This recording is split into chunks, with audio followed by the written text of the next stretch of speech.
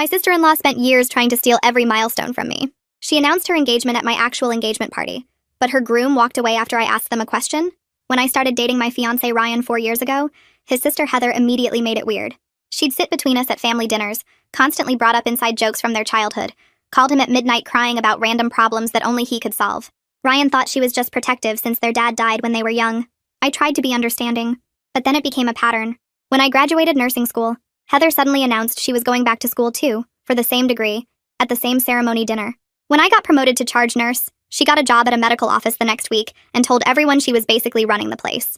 When Ryan and I moved in together, she signed a lease for the apartment directly above us. She had a key for emergencies and would use it constantly. I'd come home to her cooking dinner in my kitchen, reorganizing my closet, even once found her trying on my clothes. Ryan always defended her, said she was just lonely and trying to help. The engagement was where everything exploded. Ryan proposed on our anniversary in January, private and perfect, just us at the beach where we had our first date. We told our families the next day. Heather cried for 2 hours. Not happy tears. Actual sobbing about how everything was changing, how she was losing her brother, how she'd be alone forever. Ryan spent the rest of the day comforting her instead of celebrating with me. We planned our engagement party for March.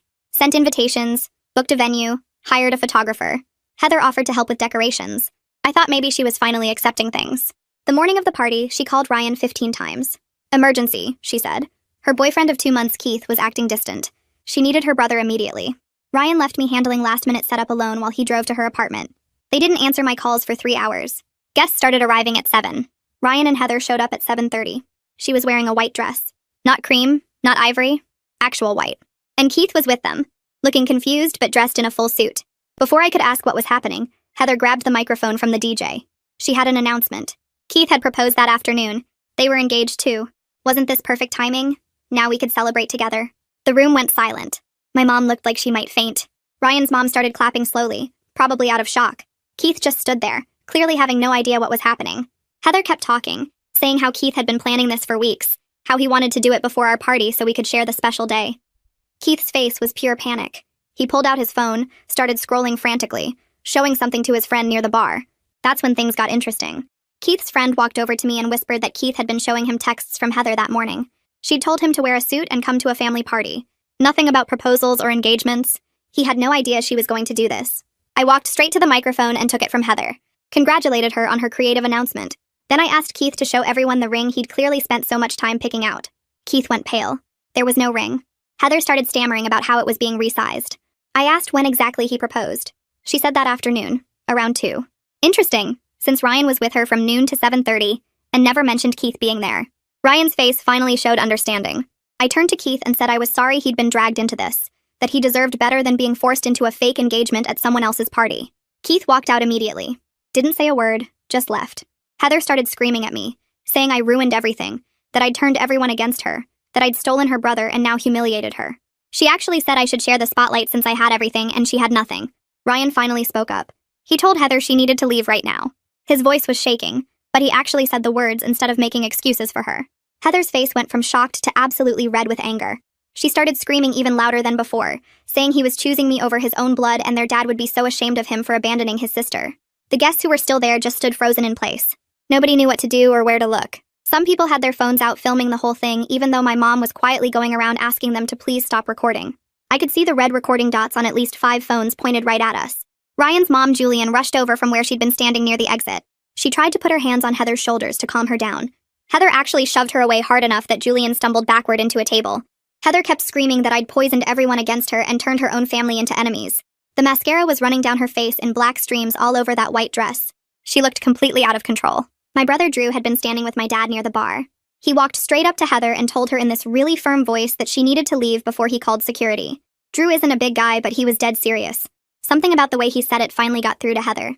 She stopped screaming and just kind of stumbled toward the exit with her hands shaking. Julian followed her out, but not before she shot Ryan this look that made him actually flinch, like she was devastated and blaming him for everything. The DJ must have gotten some signal because he started playing music again to fill up the awful silence. But it was too late. Half the guests were already grabbing their coats from the coat check and making up excuses about having to leave early. I heard at least 3 different people say they had babysitters waiting or early mornings tomorrow. My mom came over and hugged me really tight. She whispered right in my ear that I did the right thing and she was proud of me. Ryan just stood there looking like he might actually throw up on the floor. His face was gray, and he kept staring at the exit where his mom and sister had just left. Within 20 minutes, the whole venue had basically cleared out. The only people left were my parents, my brother Drew, and Ryan's best friend who'd been standing near the DJ booth the whole time. Ryan's friend came over to help us deal with the photographer who was packing up his equipment. The caterer was in the kitchen area looking confused about all the untouched food. We'd paid for a 4-hour party that lasted maybe 90 minutes total. All that money just gone. I couldn't even make myself care about it right then. I was too numb. Ryan kept saying he was sorry over and over like a broken record, but I couldn't really process his words. My brain was stuck on the fact that this confrontation just made everything so much worse instead of better. We finally left around 9:30 and got home a little after 10. I was fishing my keys out of my purse when Ryan opened the door and we both just stopped. Heather was sitting on our couch. She'd let herself in with that emergency key we'd given her when we first moved in. She'd calmed down from the screaming, but her eyes were all red and swollen. The mascara was dried on her face in streaks. She looked up at us and immediately started in with this quieter version of her earlier accusations, saying I was jealous of her relationship with Ryan and trying to control him, that I was manipulative and had orchestrated this whole public takedown to humiliate her. Ryan's voice was tired when he told her to give him the key and leave. Heather said no, just flat out refused. She said she had every right to be there since he was her brother and she needed him. I felt something break inside me. I told Ryan I was going to my mom's house because I couldn't do this anymore. Not right now. Heather actually smiled when I said that, like she'd won some kind of game. Ryan grabbed my arm and begged me not to leave. Then he walked over to where Heather's purse was sitting on the coffee table. He just reached in and started digging for the key. Heather jumped up and tried to stop him. They actually got into this ugly physical struggle over her purse. She was hitting his hands and trying to pull the purse away while he held on. I heard footsteps on the stairs and Drew came through the door. He'd followed us home, I guess. He saw what was happening and stepped right in between them. Drew took Heather by the arm and told her she was leaving now. She started sobbing and saying everyone had abandoned her and nobody loved her. Drew didn't argue or try to calm her down. He just walked her to the door and out into the hallway. We could hear her crying all the way down the stairs. Ryan locked the door behind them and put the key on the kitchen counter. Then he just slid down the wall and sat on the floor. We stayed up until 3 in the morning just talking. Actually talking for the first time in 4 years about all of this. I told him everything I'd been trying to say about Heather's behavior. How she copied everything I did. How she invaded our space constantly. How she tried on my clothes and reorganized my closet. How she always had some crisis that only he could solve. Ryan didn't defend her this time. He actually listened. He admitted he'd been so scared of her falling apart that he just enabled everything she did. He said after their dad died, Heather had this complete breakdown, and he'd felt responsible for keeping her stable ever since. His mom had made it clear that keeping Heather calm was his job. He'd been doing it for so long he didn't even see how messed up it was anymore. I told him I was exhausted and hurt that it took public humiliation for him to finally believe me, but I could see he was genuinely horrified by what he'd been dismissing as normal sisterly behavior for years. The next morning, I woke up to my phone going crazy with notifications. Texts from people who'd been at the party asking if I was okay. Messages from friends saying they'd seen something on social media. I opened one of the links somebody sent me. Heather had written this long post about being betrayed and humiliated by her brother's cruel fiancé. In her version, I was this jealous, manipulative person who'd orchestrated a public takedown because I couldn't handle sharing the spotlight. She said Ryan was my brainwashed puppet who I'd turned against his own family. She made herself sound like this innocent victim who just wanted to celebrate love. The post had like 100 comments already. People I didn't even know were saying how sorry they were for her and how toxic I sounded. I felt actually sick reading it. Ryan called his mom around 10 that morning. I could hear Julian's voice through the phone even though I wasn't on speaker. He told her they needed to talk about what happened. Julian started crying. She admitted she'd known for years that Heather had unhealthy attachment issues. After their dad died, Heather became completely obsessed with Ryan. She saw him as her only source of security, and her whole identity got wrapped up in being his sister. Julian thought she'd grow out of it eventually. She didn't want to make things harder by forcing Heather into therapy or setting boundaries. That made me so angry I had to leave the room. Everyone just let this escalate for years because it was easier than dealing with it. I went to work on Monday even though I really didn't want to. My coworker Courtney grabbed me the second I walked onto the floor. She asked about the engagement party drama right away. Apparently several people we both knew had seen Heather's social media posts over the weekend. The story was spreading through our whole social circle. I gave Courtney the real version of what happened. About the fake engagement and Keith walking out and Heather's meltdown. Courtney's face just kept getting more shocked as I talked. When I finished, she said Heather's behavior sounded like a serious mental health crisis that had been ignored way too long. She asked if Ryan's family had ever gotten Heather actual help, and I told her no. They just kept making excuses and expecting Ryan to manage her emotions. Courtney said that wasn't fair to anyone, including Heather herself. Tuesday afternoon, my phone buzzed during my lunch break. Keith's name popped up with a text asking if we could meet for coffee because he needed to understand what really happened at the party. I stared at the message for a minute before texting Courtney asking if she'd come with me as backup. She agreed immediately, and we set up a meeting at a coffee shop halfway between the hospital and Keith's apartment for Wednesday evening. When we got there, Keith was already sitting at a corner table looking like he hadn't slept much. His eyes were red and he had this mix of embarrassed and angry on his face that made me feel bad for him all over again. He stood up when we approached and apologized right away for bothering me, but said he'd been going crazy trying to figure out what Heather had been planning. I sat down across from him while Courtney took the chair next to me, and Keith pulled out his phone without any small talk. He scrolled through his messages with Heather and turned the screen toward me. The text went back almost 2 months, and I could see immediately how she'd been setting him up. The early messages were normal dating stuff, talking about movies and restaurants and getting to know each other. But then around 3 weeks in the tone shifted and Heather started moving way faster. Texts about how connected she felt to him, how she'd never met anyone who understood her like this, how she could see a real future together. Keith said he thought it was just her being enthusiastic and open about her feelings, which seemed sweet at the time. He scrolled further and showed me texts from 2 weeks before the party, where Heather started mentioning this important family event. She never said engagement party or mentioned me and Ryan at all, just kept saying she wanted to introduce him to everyone, and it would mean so much to her if he came. The texts closer to the party got more specific about what to wear and when to arrive, but still nothing about engagements or proposals, or sharing any spotlight. Keith's hands were shaking a little as he scrolled, and I could tell he was genuinely upset about being used like this. He said Heather had been love-bombing him for 2 months straight, talking about moving in together and meeting each other's families and planning trips for next year. He thought she was just really into him and wanted to get serious quickly. Not that she was using him as a prop in some weird game with her brother's fiancé. The texts from the morning of the party made me feel sick. Heather had sent him the address and told him to wear his nicest suit because it was a formal family celebration. She said she'd meet him there and was so excited for him to finally meet everyone who mattered to her. Keith looked at me with this pained expression and said he'd walked into that party with no idea what was about to happen, just thinking he was being a supportive boyfriend at a family thing. When Heather grabbed the microphone and started talking about engagements, he'd been completely confused, and when she said he'd proposed that afternoon, he literally thought he was losing his mind. He apologized over and over for being part of her scheme even though he didn't know about it, and I told him he didn't need to apologize because he was manipulated just like everyone else. Courtney jumped in and said Heather's behavior toward him was actually scary. That level of calculated lying and using someone as a prop showed something really wrong with her mental state. I asked Keith if he'd be willing to share those texts with Ryan, so he could see exactly how much planning went into this whole thing. Keith didn't even hesitate. He said he wanted Ryan to know the truth because Heather had played both of us and her own brother. He pulled up Ryan's number that Heather had given him weeks ago and forwarded the entire text chain right there at the coffee shop. I watched him scroll through and select message after message. Weeks of manipulation and setup all going to Ryan's phone in real time. Keith also found some texts he'd missed before where Heather had been practicing what she'd say at the party, writing out different versions of her announcement and asking herself which one sounded most believable. There were messages where she discussed timing, saying she needed to wait until enough people had arrived, but before we did our planned thank you speech. The level of calculation in those texts made my stomach turn. Keith hit send on the last batch and sat back looking drained. About 10 minutes later, my phone rang and it was Ryan. His voice sounded completely broken when I answered. He said he'd just read through everything Keith sent, and he couldn't believe his sister would plan something so deliberately cruel.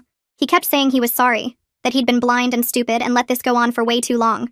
I could hear him crying and it made me want to cry too, but I was still too angry. I told him we'd talk when I got home and hung up because I couldn't handle that conversation in the middle of a coffee shop. Keith left soon after, thanking us for meeting him and saying he hoped Ryan and I could work things out. Courtney drove me home and made me promise to text her if anything else crazy happened. Wednesday morning, I woke up feeling off but couldn't figure out why until I walked into our bedroom to get dressed. Something was different. My closet door was open slightly when I always closed it completely. I walked over and opened it all the way, and my clothes were organized differently than I'd left them. All my shirts were arranged by color now instead of by type, and my shoes were lined up perfectly when I usually just tossed them on the floor. I started pulling things out and realized some of my favorite shirts were missing, including a blue sweater I'd just bought and a black top I wore to work constantly. My heart started racing as I checked the rest of the apartment. Small things were moved in the living room too. The throw pillows on the couch were arranged differently, and some books on the shelf were in the wrong order.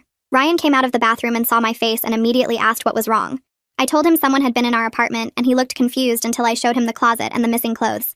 His face went pale and he grabbed his phone to call the building manager. While he was on the phone, I checked the kitchen and found more small changes.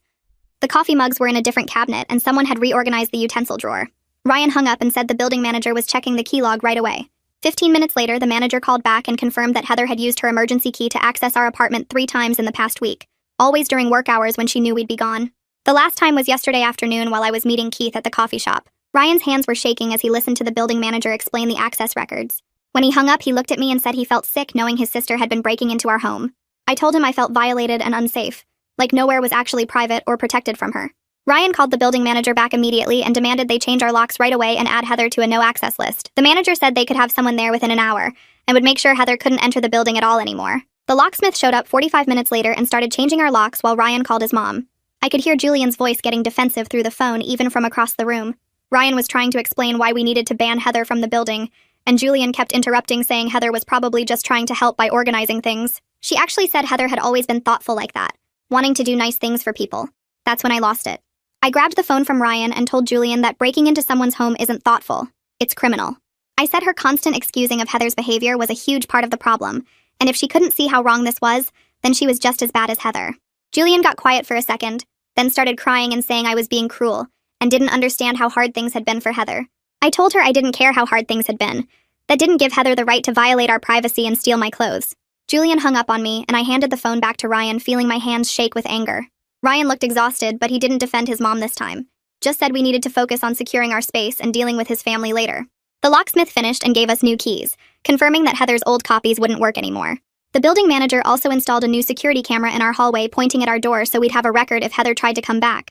By Friday afternoon, Heather's social media posts had gotten worse.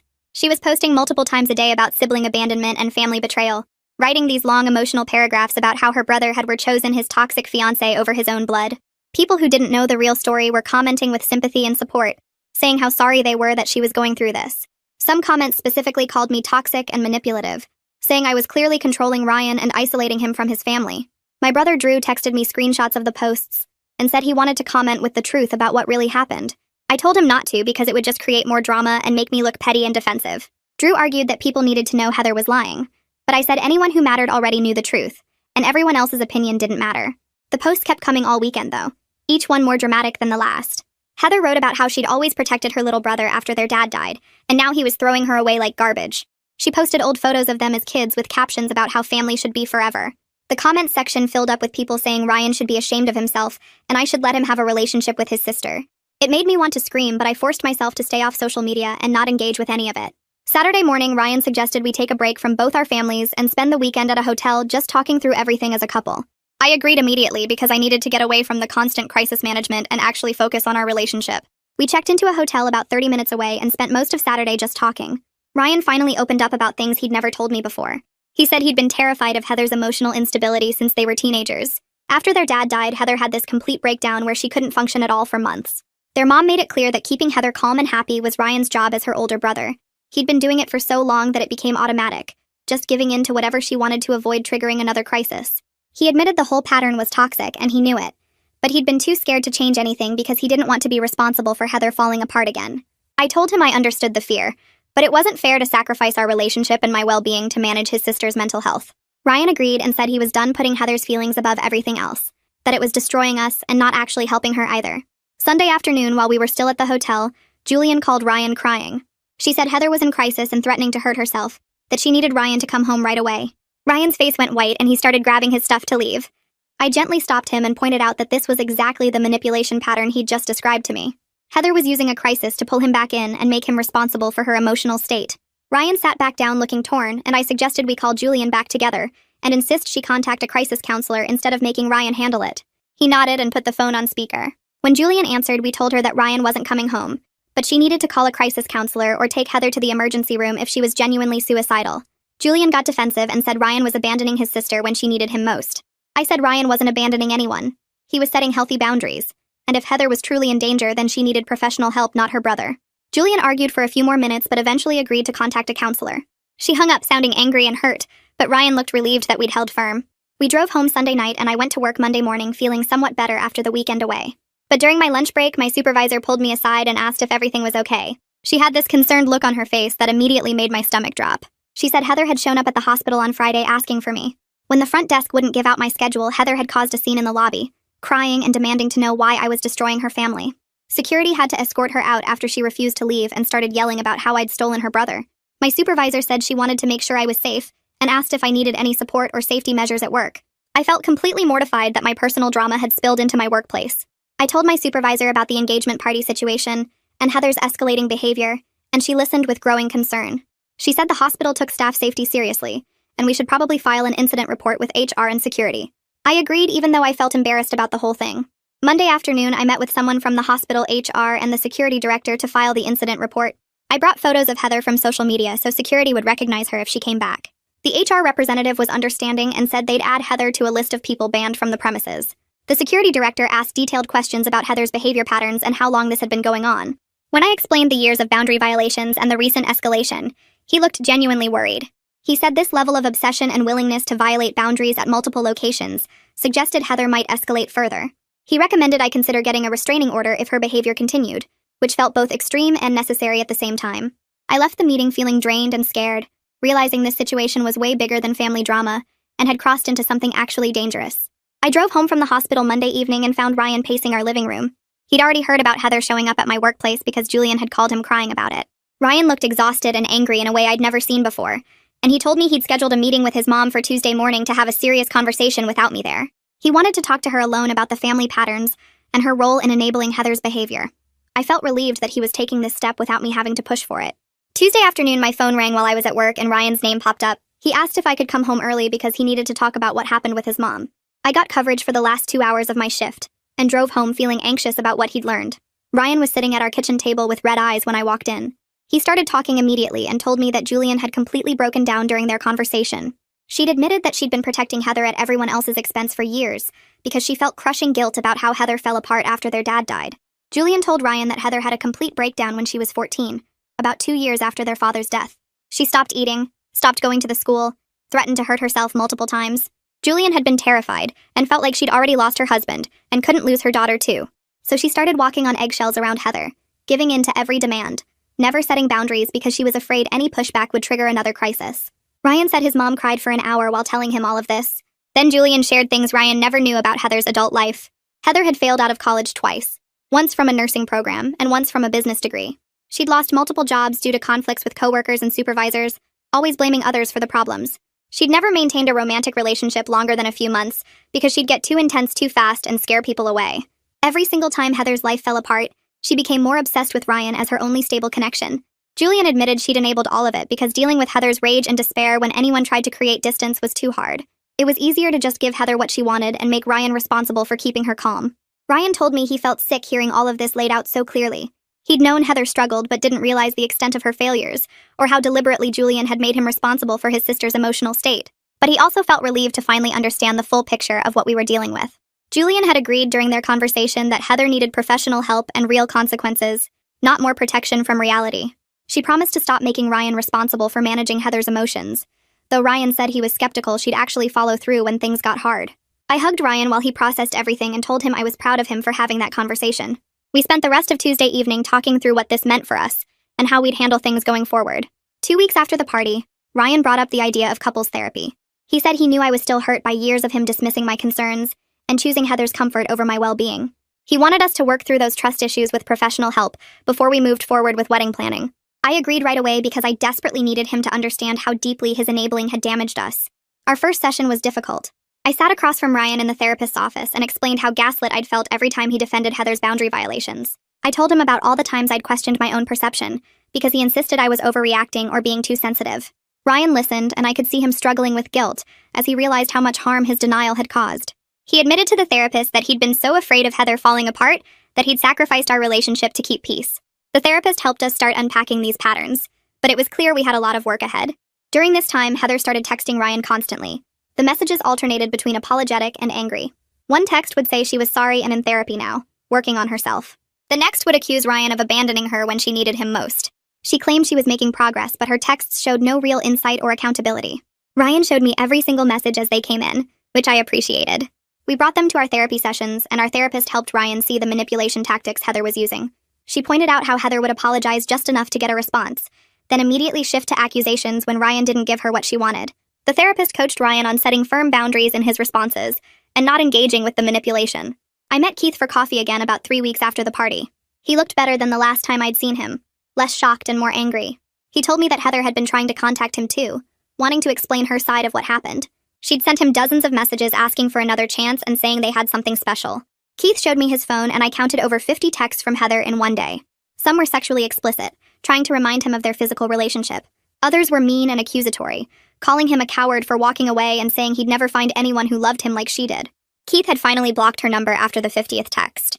He said he was considering getting a restraining order because her behavior was scaring him. Hearing this from Keith validated everything I'd been feeling. This wasn't just difficult sibling dynamics or me misinterpreting Heather's intentions. Her behavior was genuinely disturbing and dangerous. 3 weeks after the party, my mom hosted a family dinner at her house for just my side of the family. She said she wanted to give me space to process everything without Ryan's family drama hanging over us. Drew was there with his girlfriend, and my aunt and uncle came too. It felt good to be around people who just supported me without any complicated history. Drew pulled me aside before dinner and told me he was proud of how I'd handled the confrontation at the party. He admitted he'd never liked how Heather treated me, but hadn't wanted to interfere in Ryan's family dynamics. My mom asked me privately if I was sure about marrying into this family, which hurt even though I knew it was a fair question. I told my mom that I loved Ryan and believed he was finally seeing the problem clearly, but I also said I wasn't setting a wedding date until we'd made real progress in therapy and established boundaries with Heather that actually held. I needed to see sustained change, not just promises. My mom supported this decision completely, and then surprised me by offering to help pay for the therapy sessions. She pointed out that our engagement party money was gone and therapy wasn't cheap. I felt grateful for her practical support and the validation that my feelings and boundaries were reasonable. A week later, Ryan's therapist recommended we see someone who specialized in family systems. That's how we found Ainsley Hudson. She agreed to see us as a couple and said she might facilitate family sessions later if appropriate. Our first meeting with Ainsley was eye-opening. She immediately identified the enmeshment between Ryan and Heather after hearing our story. Ainsley explained how Julian's grief and guilt after her husband's death had created an unhealthy dynamic where Heather never developed her own identity separate from her brother. She said this wasn't about Ryan being a good brother, or Heather being intentionally malicious at first. The family system itself was broken, and everyone had fallen into dysfunctional roles. This framework helped Ryan understand that truly loving his sister meant letting her face consequences and develop independence, not rescuing her from every difficulty. 4 weeks after the party, Heather showed up at Ryan's workplace. His boss called him into the office and said a woman was in the lobby demanding to see him and refusing to leave. Ryan went down and found Heather crying and insisting they needed to talk immediately. When Ryan said he was at work and couldn't do this now, Heather got louder and started making a scene. Ryan's boss had to come down and ask Heather to leave. She finally left, but Ryan was completely embarrassed that his professional reputation had been damaged by family drama. He texted Heather that afternoon and set a clear boundary. No more unannounced visits to his home or workplace. No more manipulation or guilt trips. He would only communicate with her through one scheduled phone call per week, and only if she was actually working with a therapist, and could provide proof. He told Heather she needed to leave right now. His voice shook but stayed firm, something I'd never heard from him before. Heather's screaming got louder and she accused him of picking me over his own blood, said their dad would be ashamed of how he treated family. The guests who hadn't left yet stood frozen, some still holding their phones up despite my mom quietly asking them to stop filming. Ryan's mom, Julian, rushed over trying to calm Heather down, but Heather shoved her away hard enough that Julian stumbled backward. My brother Drew stepped forward and told Heather firmly that she needed to leave before he called security. That finally broke through her hysteria enough that she stumbled toward the exit, still crying so hard she could barely breathe, mascara streaming down that white dress. Julian followed her out while shooting Ryan a devastated look that made him flinch. The DJ started playing music again to fill the awful silence, but half the remaining guests were already grabbing coats and making excuses to leave. We were home by 10, and I felt completely numb about the wasted money and ruined night. That night, my phone started going crazy with texts from Heather. She called Ryan cruel and heartless, said I'd completely changed him and destroyed their sibling bond. The messages kept coming, dozens of them, getting more frantic as the night went on. Around 2 in the morning, she texted that she couldn't do this anymore, that she was going to hurt herself and it would be Ryan's fault for abandoning her when she needed him most. Ryan saw the messages and went into complete panic mode, grabbing his keys and heading for the door. I stopped him and called Ainsley even though it was the middle of the night. She answered on the 3rd ring, voice groggy but alert when I explained what was happening. Ainsley told Ryan clearly that he wasn't responsible for preventing his sister's self-harm, that responding to suicide threats only taught Heather that this manipulation worked. She walked us through calling Julian instead to do a wellness check, which we did right there at 2:30 in the morning. Julian sounded exhausted when she answered and admitted that Heather had been using suicide threats to control family members for years. She'd never actually attempted anything, just knew that threatening it would make everyone drop everything and focus on her needs. Ryan looked sick hearing his mom confirm what Ainsley had just explained. The next morning, I told Ryan I needed him to get back those apartment keys Heather had made before I could feel safe in our own home again. The thought of her having access while we slept or worked made my skin crawl. Ryan called the building manager right away to check their records. The manager pulled up the key logs and found that Heather had made 3 copies of our emergency key over the past 6 months, but she'd only returned one when Ryan took it from her purse at the party. The building manager was upset about the unauthorized duplication and said he'd pursue legal action if necessary, documenting everything as a lease violation and potential criminal trespass issue. He agreed to change our locks immediately and add Heather to a permanent no-access list for the building. Ryan looked relieved but also horrified that his sister had been that calculated about maintaining access to our space. Later that week, Ryan drove to his mom's house where Heather was staying and demanded all the apartment keys. I stayed home because I couldn't handle seeing Heather again so soon. Ryan texted me updates as things happened. Heather refused to hand over the keys and Julian wavered, telling Ryan he was being too harsh and that Heather needed family support right now, not more punishment. Ryan held firm for the first time in his life. He told his mom that enabling Heather's boundary violations wasn't love, it was harm, and if they wouldn't support healthy limits, then he'd have limited contact with both of them. I could barely believe he'd actually said that to Julian. His next text said Julian's face had gone pale, but she'd finally backed him up, physically taking the keys from Heather's purse herself and handing them over. Heather screamed that there was nothing wrong with wanting to help her brother and his ungrateful fiancé, that we were treating her like a criminal for caring about family. Ryan left feeling shaky but proud according to his texts. When he got home and showed me the 2 additional keys, I felt relieved but also couldn't fully trust that those were all the copies. We decided right then to install a security camera in our apartment hallway, just in case Heather had made more copies we didn't know about. 5 weeks after the party, Courtney invited me on a girls' weekend trip to help me decompress from all the constant family drama. She'd noticed I looked exhausted at work and thought getting away might help. Ryan encouraged me to go, saying he'd use the time to have more difficult conversations with his mom about their family patterns. I hesitated because leaving him alone with all this felt wrong, but I also recognized I needed a break from the intensity. The last few weeks had been nothing but crisis management and boundary setting, and I was running on empty. I packed a bag and met Courtney and 2 other nurse friends at her car Friday morning. The drive to the beach rental took 3 hours, and I felt tension leaving my shoulders the farther we got from home. While I was away that weekend, Ryan and Julian had their most honest conversation ever about how their dad's death had shaped the whole family. Ryan called me Saturday night to tell me about it, his voice thick with emotion. Julian had finally admitted she'd made Ryan into a surrogate parent for Heather, instead of getting proper grief counseling for all of them after his dad died.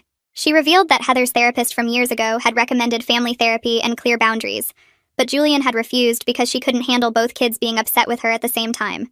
It was easier to let Ryan manage Heather's emotions than to deal with the fallout of setting limits. Ryan told his mom that decision had damaged everyone, that Heather never learned to cope with disappointment or develop her own identity, that he'd spent his whole adult life managing his sister's feelings instead of building his own life. But he also said it wasn't too late to do better, that they could start making healthier choices now, even though it would be hard. Sunday afternoon, Julian called Ryan back and said she'd thought about everything he said all night. She agreed to start her own therapy to address her enabling patterns and the grief she'd never properly processed after losing her husband. She admitted she'd been afraid of Heather's anger and intensity since the teenage breakdown, essentially letting a traumatized child run the family dynamics into adulthood, because it felt safer than confronting the real problems. Julian cried on the phone and apologized for making Ryan responsible for his sister's mental health, for dismissing my concerns for years, for choosing the path of least resistance instead of doing what was actually best for everyone. Ryan came away from that conversation with more compassion for his mom, but also clarity that she'd contributed significantly to the dysfunction, even if she hadn't meant to cause harm. I got back from my weekend away Sunday night feeling refreshed and grateful for supportive friends who'd validated my experiences without any complicated family history involved. Ryan was waiting when I walked in and immediately told me about his conversations with Julian. He looked hopeful in a way I hadn't seen in weeks, talking about how his mom finally seemed ready to change her patterns and acknowledge her role in everything. We sat on the couch and talked for hours about what this might mean for our future. We were both cautiously optimistic, but agreed to maintain our boundaries regardless of whether Julian actually followed through on her promises. Too many times before people had said they'd change, and then fallen back into old patterns when things got difficult. 6 weeks after the party, a woman named Sarah, who was friends with Heather, reached out to Ryan saying she was worried.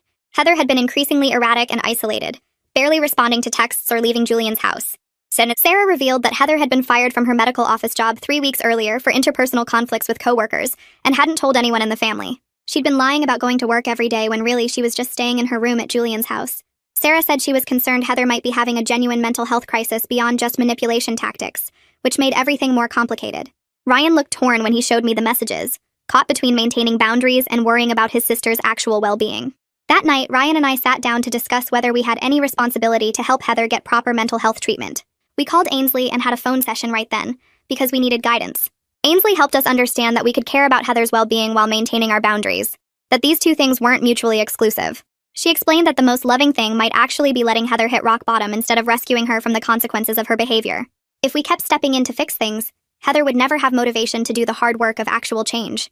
We decided together that we'd encourage Julian to pursue intensive treatment options for Heather, maybe even a residential program if that's what the professionals recommended.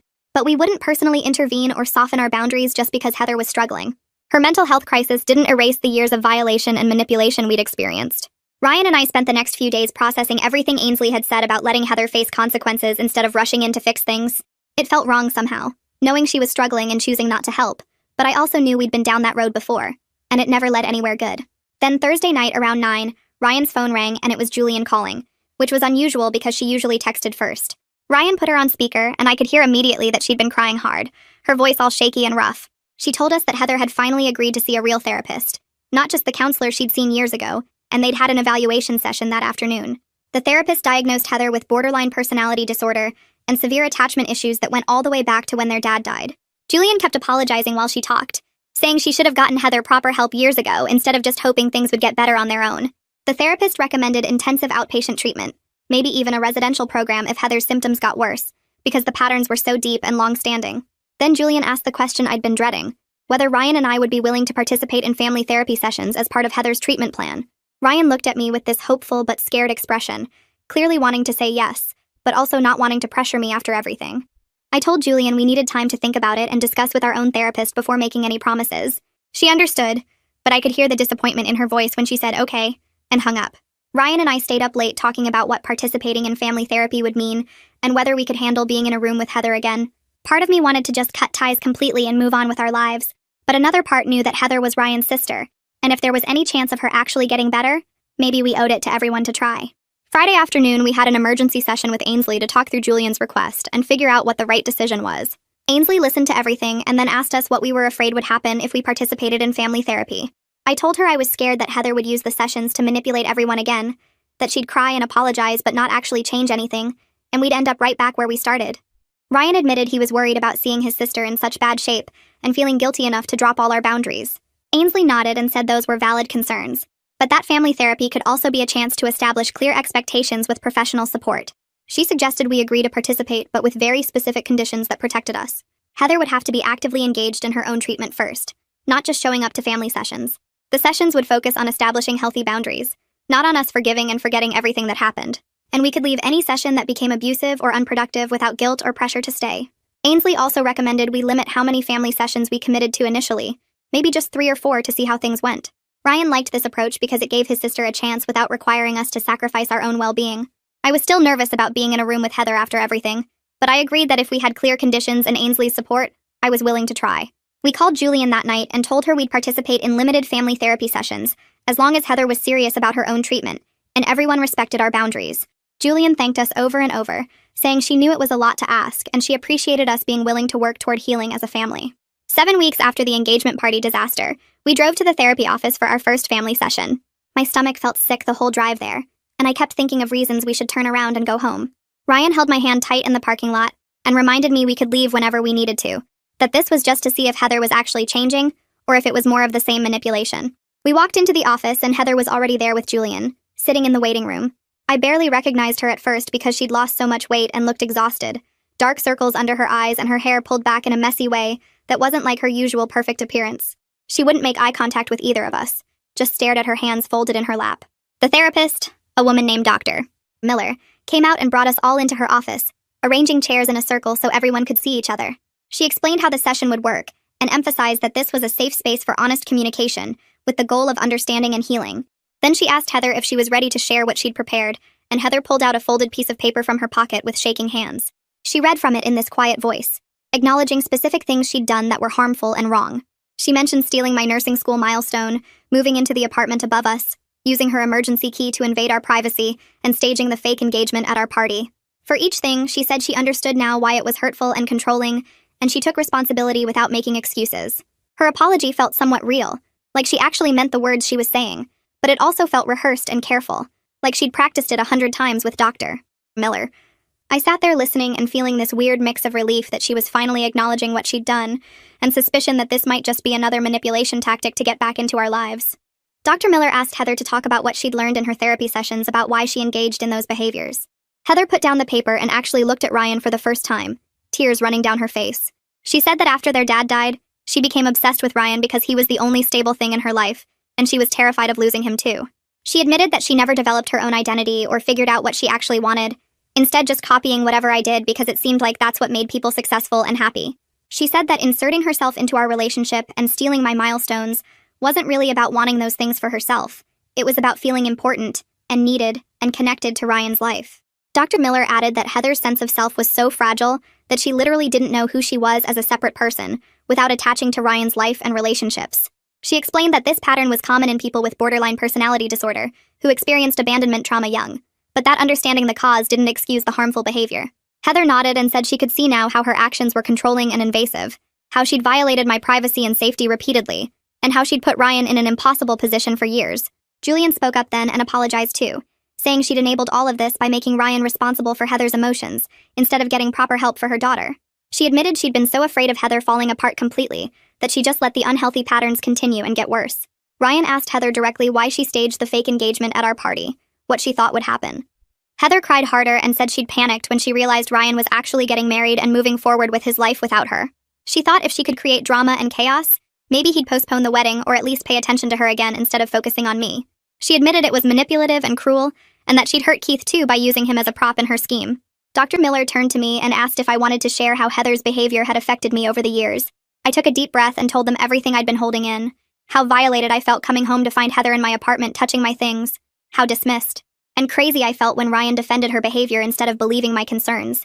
How humiliated I was at the engagement party in front of all our friends and family. Ryan sat beside me holding my hand while I talked, and I could see him really hearing the full impact of his enabling for the first time. Heather listened without interrupting or getting defensive, which was new and unexpected. When I finished, she said quietly that she could see how her behavior was controlling and invasive and scary, that if someone had done those things to her, she would have felt unsafe and violated too.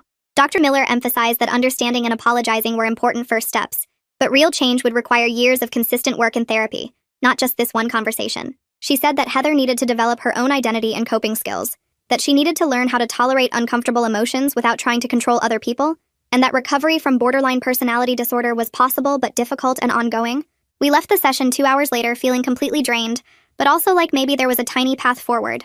Ryan and I sat in the car for a while before driving home, just processing everything we'd heard. He asked if I thought Heather was being genuine, or if this was just a more sophisticated manipulation, and I told him honestly that I didn't know yet. The apology felt more real than anything she'd said before, and she'd actually listened to my feelings without making it about her. But I also knew that people with her diagnosis could be very good at saying what others wanted to hear. We agreed that we'd continue with the limited family therapy sessions we'd committed to, but our relationship with Heather would stay boundaried for a long time, maybe forever. I told Ryan I wasn't looking for some close sisterly bond or family reconciliation. I just wanted peaceful coexistence where Heather respected our space and autonomy. He said that was fair and reasonable, that he wanted the same thing, and that he was proud of me for being willing to try this at all after everything she'd put me through. 2 months after the engagement party, Julian called to tell us that Heather had started an intensive outpatient program at a mental health facility across town. She went to group therapy every day and had individual sessions 3 times a week, plus medication management with a psychiatrist. Julian said that Heather seemed to be actually engaging with the treatment this time, not just going through the motions like she had with counseling years ago. She'd hit some kind of bottom where her manipulative patterns stopped working, and people stopped responding the way she wanted, which made her desperate enough to do real work on herself. I was glad Heather was getting help, but I also kept my emotional distance, knowing that recovery wasn't a straight line, and she could easily fall back into old patterns when things got hard. Ryan and I agreed to keep attending the monthly family therapy sessions, as long as Heather stayed committed to her treatment and respected our boundaries. Ryan and I made our own progress in couples therapy with Ainsley, working through all the resentment I'd built up from years of feeling like I came second to his sister. We did exercises where Ryan practiced recognizing manipulation tactics and responding with clear boundaries instead of guilt-driven accommodation. He got better at seeing when someone was trying to make him responsible for their emotions, and he learned to say no without feeling like a terrible person. I worked on trusting that he'd actually changed and wouldn't just revert to enabling the moment Heather applied pressure again. Ainsley helped me understand that my caution was valid and protective, but that I also needed to give Ryan credit for the real changes he was making instead of waiting for him to fail. We had hard conversations about what our marriage would look like and what role his family would play in our lives. Ryan promised that he'd never again dismiss my feelings or concerns to protect someone else's comfort, that our relationship would always come first, even when family situations got complicated. One afternoon, about 9 weeks after the party, I got a text from Keith asking if we could talk sometime. I was surprised because we hadn't heard from him since that coffee meeting where he'd shown us Heather's manipulative texts. I texted back saying sure, and we set up a phone call for that evening. Keith thanked me for exposing Heather's manipulation at the party and said that walking away from that situation probably saved him from what would have been a really toxic relationship. He told me he was dating someone new now, a woman he'd met through friends who he described as genuine and stable and honest. He sounded happy talking about her, relieved to be with someone who didn't play games or use him as a prop in family drama. Then he mentioned that Heather had tried to contact him again a few weeks ago, sending long apologetic texts and asking if they could talk. He'd maintained his block and didn't respond, having learned his lesson about getting involved with people who manipulate others for their own purposes. I told him I was glad he'd moved on and found someone good, and that he deserved a healthy relationship after what Heather put him through. We talked for a bit longer about how he was doing, and then said goodbye with him wishing Ryan and me luck with everything. 10 weeks after the engagement party disaster, Ryan and I had a serious conversation about our wedding timeline while making dinner together one Saturday night. I told him that I needed at least 6 more months of sustained boundary maintenance and therapy progress before I'd feel comfortable actually setting a date. I explained that I wanted to see Heather stay committed to her treatment through difficult times, not just when things were easy, and I needed to trust that Ryan would hold firm on boundaries even when family pressure got intense. Ryan agreed without any defensiveness or trying to convince me otherwise, which was huge growth from how he would have responded before. He said he wanted to earn back my full trust and prove that he could prioritize our relationship even when his mom or sister needed something. He told me that our marriage was more important than rushing into a wedding before we were both truly ready, and that he'd wait as long as I needed to feel secure and confident about our future together. 2 weeks later, we sat in Ainsley's office for another family therapy session with Heather and Julian. Heather looked better than last time, less pale and shaky, more present in her own body. She talked about what she'd been learning in her intensive program, explaining how her therapist helped her see that when their dad died, she basically transferred all her security needs onto Ryan. She said she never developed her own sense of who she was because she was too busy trying to stay connected to him, and that fear of losing that connection made her do increasingly extreme things to force closeness. Ainsley asked her what she understood now about how that affected Ryan and me, and Heather said she could see that her attempts to stay close actually pushed Ryan away and made him resent her. She admitted that trying to control his life and relationships was the opposite of real connection, that she'd been treating him like a security blanket instead of a separate person with his own life. The therapist walked her through examples of respecting autonomy versus forcing proximity, and Heather seemed to actually understand the difference for the first time. Julian spoke up more in this session than she had in previous ones, her voice shaky but determined. She told Ryan she was sorry for making him responsible for Heather's feelings all these years, that she'd put an unfair burden on him when he was just a kid himself dealing with grief. She turned to me and apologized for dismissing my concerns for so long, admitting she'd seen the boundary violations but chose to excuse them because addressing them felt too hard. Her apology didn't feel rehearsed or defensive like I expected, just sad and genuine, acknowledging that her fear of dealing with Heather's reactions had hurt everyone. She said she'd been working with her own therapist on why she enabled the dysfunction, instead of getting Heather real help years ago, and she was committed to supporting healthy boundaries now even when it felt uncomfortable. I wanted to stay skeptical, but her consistency over the past weeks made me think she might actually mean it this time. 3 months after the engagement party disaster, Ryan and I drove to the beach where he'd originally proposed. We rented a small cottage right on the water and spent the weekend just being together without crisis management or family drama constantly pulling our attention. We walked along the shore talking about our relationship, remembering the early days when we'd fallen in love and everything felt easy and full of possibility. Ryan told me about the future he imagined for us, one where we made decisions together without his family's dysfunction controlling our choices. He promised that our marriage would have clear boundaries with his family, that he'd never again dismiss my feelings to protect someone else's comfort, that I would always come first even when situations got complicated. I believed him in a way I couldn't have even a month earlier, seeing the real changes in how he handled pressure and prioritized us. We talked about what our wedding might look like now that the big celebration we'd planned felt tainted by what happened. I told Ryan I was starting to feel hopeful about our future again, that watching him maintain boundaries even when Julian or Heather pushed back made me trust he'd really changed. We agreed the wedding should be smaller and more intimate than originally planned, maybe 50 people who actually cared about us instead of the 100-plus guest list we'd been building. Ryan said he was okay with that shift, that he'd rather have something authentic and meaningful than recreate the party Heather had destroyed. We spent hours discussing details, imagining a ceremony that reflected who we actually were, instead of trying to impress his family or meet anyone's expectations. Heather finished her intensive outpatient program around the same time and moved to weekly individual therapy plus monthly family sessions. Julian reported that Heather's therapist said she was making genuine progress in developing her own identity separate from Ryan. She'd started taking art classes at the community center and volunteering at an animal shelter, beginning to build a life that wasn't centered on her brother's activities and relationships. Julian sent me photos Heather had painted in her class, abstract pieces that were actually pretty good, and mentioned that Heather talked about the shelter dogs constantly now instead of obsessing over what Ryan was doing. It felt like real change, not just temporary good behavior to manipulate us back into her life. 4 months after the party, we had another family therapy session where Heather made a different kind of apology than her first attempt. She took full responsibility for the engagement party disaster and years of boundary violations without the rehearsed quality that had made her previous apology feel hollow. She said her behavior was abusive and manipulative regardless of her mental health struggles, that having trauma didn't excuse treating people the way she'd treated us. She didn't ask for forgiveness or demand that we let her back into our lives, just expressed genuine regret and commitment to continued treatment. Ainsley asked what she would do differently now, and Heather said she'd respect our boundaries even if it felt painful, that she was learning to sit with uncomfortable feelings instead of acting on them to force closeness. I felt something shift in my chest listening to her. Not full trust, but maybe the beginning of believing she understood what she'd done wrong. I told Heather I appreciated her work in therapy, but trust would take years to rebuild, that I needed her to respect that I might never want a close relationship with her. She nodded and said she understood, that she had no right to demand closeness after violating my trust and safety so many times. Her acceptance of that boundary without argument or guilt-tripping felt like the most genuine interaction we'd ever had.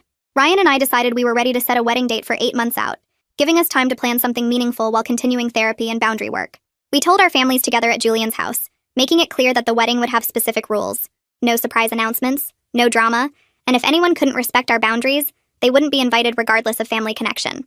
Julian and Heather both agreed to the terms without pushing back or trying to negotiate exceptions. Heather even said she understood if we preferred she didn't attend, that she'd respect whatever decision we made about her presence. Ryan told her she could come if she maintained appropriate behavior and continued her treatment, but one boundary violation would mean immediate removal from the venue. Over the next few months, Heather kept appropriate distance and respected our boundaries without us having to constantly enforce them. She didn't try to insert herself into wedding planning or contact us outside scheduled family therapy sessions. Julian called me once a week with updates, mentioning that Heather was doing well in her continued treatment and had started dating someone new from her art class. She said Heather was taking it slow and being honest with him about her mental health journey, which seemed like real progress from her pattern of love bombing and moving too fast. Julian also reported that Heather's volunteer work at the shelter had expanded to 3 days a week, that she was talking about maybe going back to the school for veterinary technology instead of nursing like she'd claimed to want when copying my career path. 5 months after the engagement party we attended, what Ainsley said would be our last scheduled family therapy session. The therapist told us she was impressed with everyone's progress, that the family system had fundamentally changed from what she called enmeshed and enabling to boundaried and healthier.